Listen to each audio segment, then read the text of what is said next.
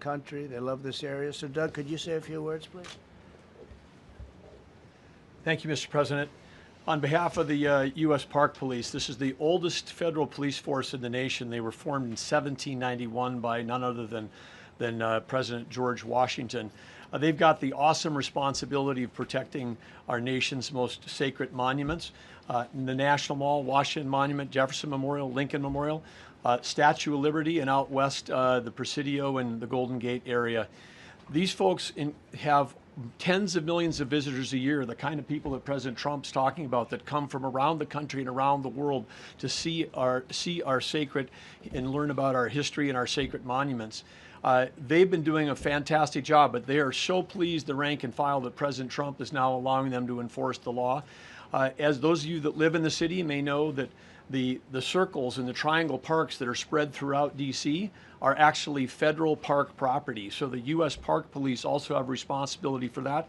These became littered with homeless camps under the Biden administration. All of you saw that. Since President Trump's executive order on March 27th, making D.C. safe and beautiful again, the U.S. Park Police have removed over 70 homeless camps. And President Trump also talked about beautification. They're stopping and enforcing the laws against graffiti on our monuments. They've removed over 80 specific attacks against our history with graffiti on our monuments. So they continue to do a great job, whether it's in their vehicles, on foot, or on the mounted police that you see around the National Mall.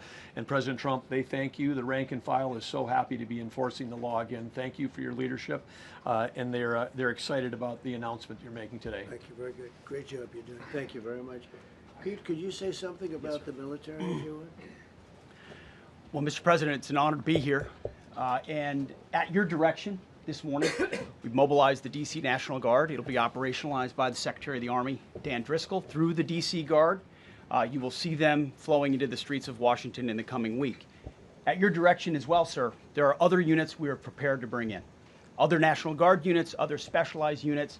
They will be strong, they will be tough, and they will stand with their law enforcement partners. This is nothing new for DOD.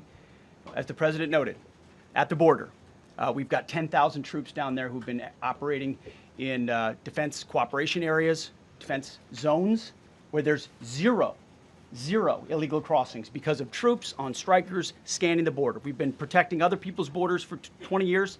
It's about time we protect our own, and we're working with ICE and CBP. In Los Angeles, we did the same thing, working with the California National Guard, working with ICE officers. ICE officers deserve to do their job and not be attacked.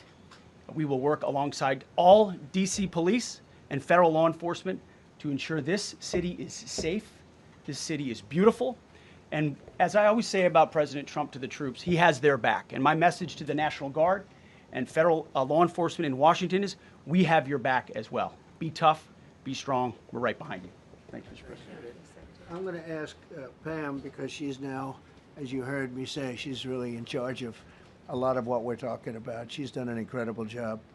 People are going to start to see the fruits of her labor. And Pam, maybe you could say a few words about what we're talking about here. Sure, President. Let me be crystal clear. Crime in D.C. is ending, and ending today. We are going to use every power we have to fight criminals.